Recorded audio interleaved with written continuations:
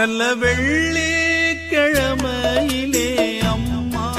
உன் வாசலிலே பாட்டெடுத்தேன் உந்தன் பெருமை சொல்ல வண்ணப்பூ தொடுத்தேன் நீ சூடிக்கொள்ள வாடியம்மா வாழ்த்திடத்தானே